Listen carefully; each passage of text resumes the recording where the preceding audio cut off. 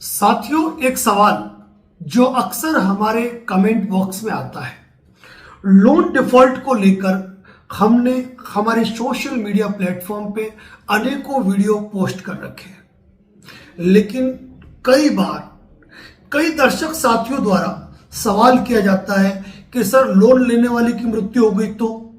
Actually मैं आज आपको स्पष्ट रूप से एक बात बता देना चाहता हूं कि किसी भी कमेंट्स का रिप्लाई कर पाना कम शब्दों में संभव इसलिए नहीं होती है हो पाता है क्योंकि प्रत्येक सवाल के अंदर कुछ इफ एंड बट शामिल होते हैं। जब तक उस सवाल को पूरी तरीके से नहीं पूछा जाए उसका सही जवाब दिया जाना संभव ही नहीं है। यही कारण है कि आपका वह सवाल जो आपके द्वारा अक्सर पूछा जाता है, आज उसका स्पष्टीकरण विस्तृत रूप से करेंगे। साथियों, इसी के साथ एक महत्वपूर्ण बात कहना चाहता हूं। हमने एक व्हाट्सएप चैनल बनाया है। आप व्हाट्सएप पर advocate Narendra Joshi and associate search करके आप उस चैनल को फॉलो कर सकते हैं। चैनल नया है, हो सकता है सर्चिंग में ना आए, इस कारण इस यूट्यूब वीडियो के डिस्क्रिप्शन बॉक्स में हमने लिंक दे रखा है व्हाट्सएप चैनल का। आप केवल वहां पर जाएं, लिंक को क्लिक करें और हमें फॉलो करें। ये क्यों जरूरी है? ये इसलिए जरूरी है कि अक्सर हमारे चैनल पर केवल लोन डिफॉल्टर के वीडियो आए, ये संभव नहीं है। हमारे पर्टिकुलर कई सब्जेक्ट होते हैं जिन पर हम चर्चा करते हैं। इसके बावजूद क्या होता है कि कभी कभी हम आपको ये कहना चाहते हैं कि हमारे प्रत्येक सब्जेक्ट के अनुसार हमारे YouTube चैनल और Facebook पेज पर वीडियो पोस्ट है, उनको आप सर्च कर सकते हो, लेकिन वहां सर्च करना बड़ा मुश्किल रहता है। क्यों? क्योंकि कारण है कि आपको चैनल सर्च करना है, चैनल के वीडियो सेक्शन में जाना है, और वीडियो सेक्शन में शॉर्ट भी आएगा, वीडियो भी आएगा, पॉपुलर वीडियो भी आते हैं, तो इस तरीके से सर्च करना मुश्किल रहता है।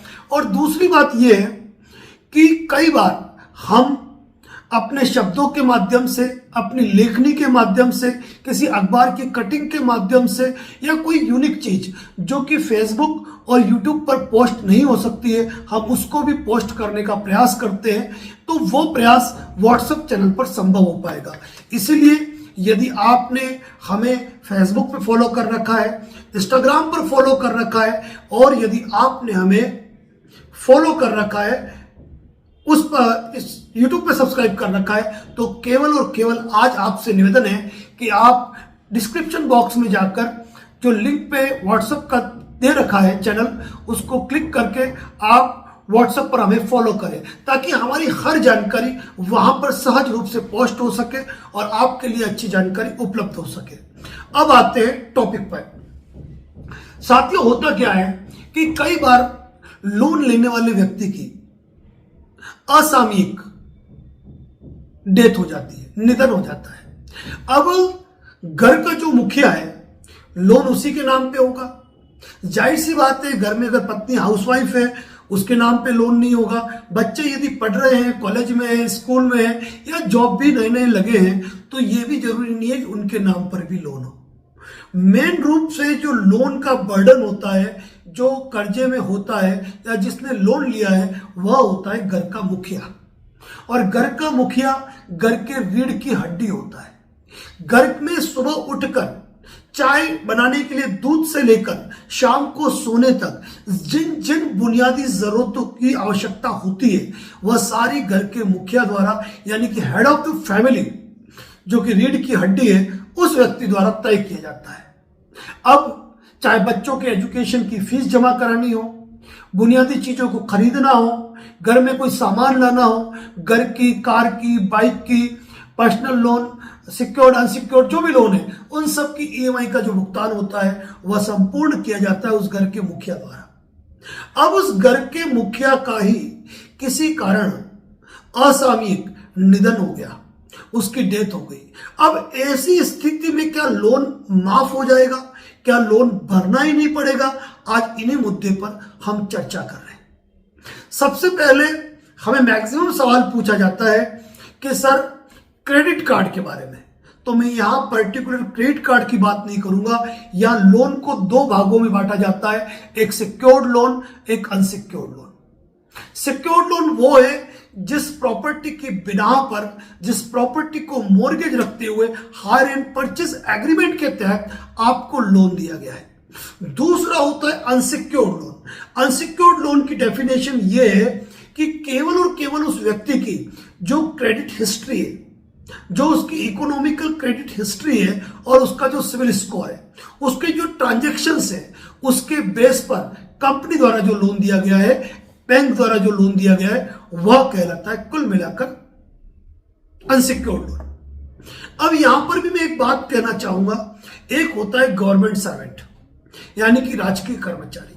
राजकीय कर्मचारी के लिए चाहे लोन सिक्योर्ड हो या लोन अनसिक्योर्ड हो, कोई फर्क नहीं पड़ता है। रीजन क्या है? रीजन ये है कि यदि किसी व्यक्ति का असामयिक निधन हो जाता है तो उसको जो परिलाभ मिलते हैं उसके परिवार को मिलते हैं। ऐसी स्थिति में उन परिलाभ के मिलने की स्थिति में कंपनियां चाहे सिक्योर्ड लोन हो या अनसिक्योर्ड लोन हो, दोनों ही लोन उस व्यक्ति से के परिवार से, जो उसके लीगल वारिसान है, उनसे वसूल कर सकती है।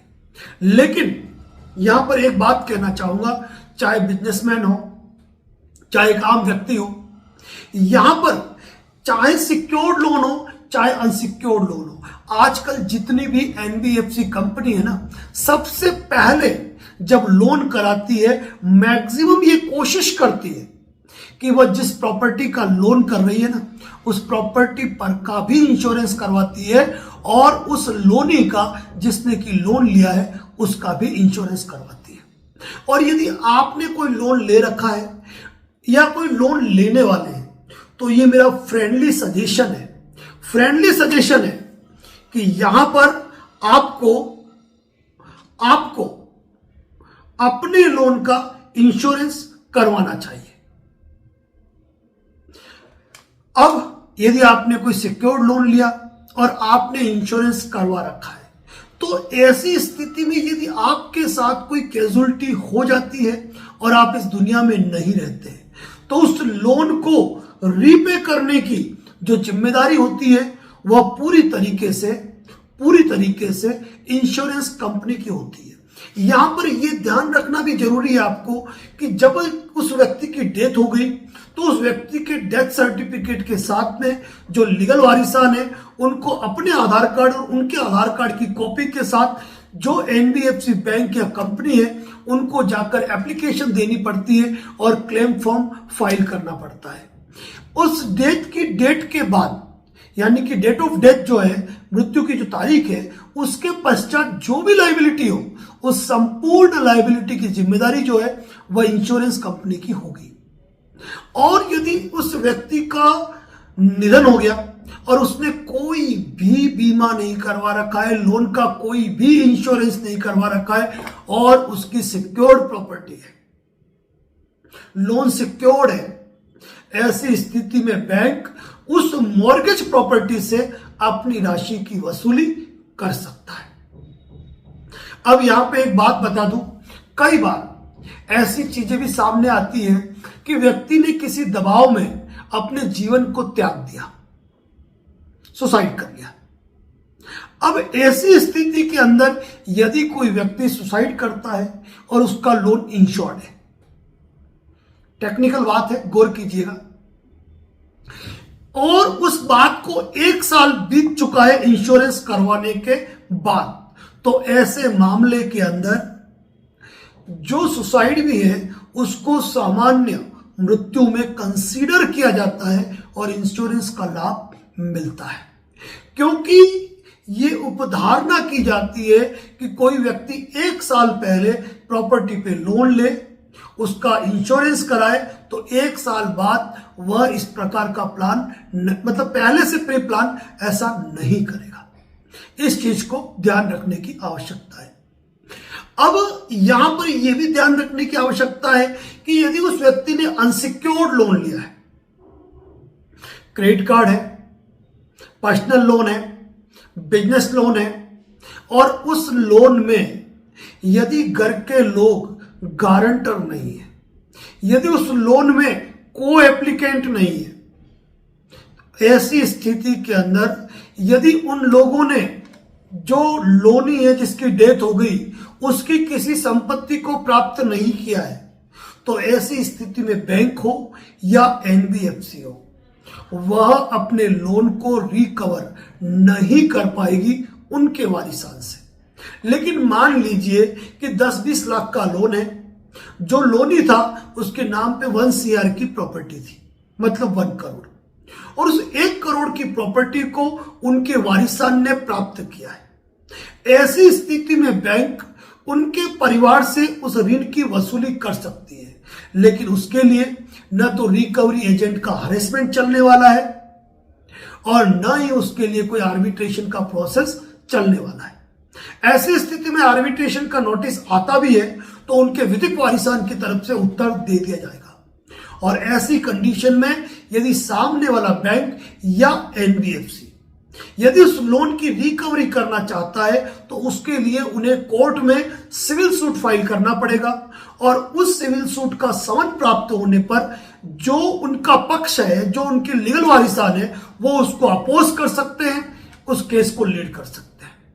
यदि वह अधीनस्थ न्यायालय के फैसले से संतुष्ट नहीं हुए तो अपीलीय न्यायालय के अंदर भी जा सकते हैं। तो इस बात को तरीके से समझने की आवश्यकता है आपको। सिक्योर्ड लोन, अनसिक्योर्ड लोन, दोनों ही कंडीशन के अंदर यदि लोनी ने कोई संपत्ति परिवार के पास छोड़ी है जो कि उस लोन राशि से ज्यादा है, ऐसी स्थिति में रिकवर जो है वो किया जा सकता है। लेकिन मैक्सिमम एनबीएफसी के मामले में मैं ये कहूंगा कि पर्सनल लोन हो, बिजनेस लोन हो, और मैं आज की तारीख में जिन लोन डिफॉल्टर्स को देखता जा रहा हूं, बातें करते जा रहा हूं और अपने अनुभव से जो बात कर रहा हूं मैक्सिमम लोन डिफॉल्टर से, तो बात यह आती है कि 40 से 50 साल की उम्र वाले जो युवा है वह अधिकतर लोन के दलदल में डूबे हुए हैं, और यदि उनसे पूछा जाए कि आपके नाम पर क्या प्रॉपर्टी है तो वह कहते हैं कि हमारे नाम पर कोई संपत्ति नहीं है। ऐसी स्थिति के अंदर बैंक हो या एनबीएफसी हो, अनसिक्योर्ड लोन का मैटर हो, कुछ भी उनसे वसूल करने में सक्षम नहीं हो पाती है। और जहां तक बात क्रेडिट कार्ड की है तो ये ध्यान रखिएगा, पार्टी गई बात गई। क्रेडिट कार्ड की वसूली इतनी आसान प्रक्रिया नहीं है। यदि आपके घर में किसी लोनी की डेथ हो चुकी है, लोन डिफॉल्टर, मैं ये नहीं कहूंगा वो डिफॉल्टर थे, लोन बराबर रीपे कर रहे थे और उनकी डेथ हो चुकी है, उसके बावजूद कोई रिकवरी एजेंट आकर आपको हरेसमेंट कर रहा है, परेशान कर रहा है, तो उसके खिलाफ आप कानूनी कार्रवाई करने का अधिकार सुरक्षित रखते हैं। लेकिन आपकी सबसे बड़ा दायित्व है कि जब उनकी मृत्यु होती है तो आपको अविलंब सूचना देनी होगी, आपको बैंक को या एनबीएफसी को। कई बार ऐसा होता है कि जो लोनी है उसके नाम पर मल्टीपल लोन होते हैं, और मल्टीपल लोन होने की दशा में उसके घर वालों को पता ही नहीं है। ऐसी स्थिति में यदि कोई लीगल नोटिस आता है ना, तो आपको उस लीगल नोटिस का रिप्लाई दे देना है विथ डेथ सर्टिफिकेट कॉपी के साथ जरिए पोस्ट, और उसकी रिपोर्ट आपको संभाल के रखनी है। साथियों, उम्मीद करता हूं वीडियो आपको समझ में आया होगा। बस अगर आप इस वीडियो का कंक्लूजन निकाले तो कंक्लूजन ये है, सारांश बता रहा हूं, लगभग कंक्लूजन ये हो सकता है हमारे वीडियो का कि यदि अनसिक्योर्ड लोन दिया है तो ऐसे मामले में लोनी की यदि डेथ हो गई तो वह पैसा बट्टा खाता के अंदर ही जाएगा। लगभग यही है, क्योंकि लगभग लोन के दलदल में वही लोग दसे होते हैं जिनके पास खुद की कोई संपत्ति लगभग नहीं होती है। ये बात अलग है 2-5% की बात कि वो लोन पर ही अपना बिजनेस करते हो, वो बात अलग है। तो साथियों, आज का वीडियो कैसा लगा जरूर बताएं। कोई लोन के दलदल में फंसा हुआ आपका मित्र, उसको ये वीडियो जरूर शेयर करें। और हमारी कोशिश रहती है एडवोकेट नरेंद्र जोशी प्लेटफॉर्म पे यूनिक कंटेंट आपके सामने लाने की, और 92% लोग जो हमें देखते हैं उन्होंने सब्सक्राइब नहीं किया है। निवेदन है, सब्सक्राइब करने में कोई पैसा नहीं लगता है, और साथ ही यदि आप हमारे रेगुलर अपडेट चाहते हैं तो लिंक में जाए डिस्क्रिप्शन बॉक्स में, एंड सिर्फ यही सजेस्ट करूंगा कि हमारे व्हाट्सएप चैनल को जरूर फॉलो करें। धन्यवाद। जय हिंद, जय भारत, जय मेवाड़।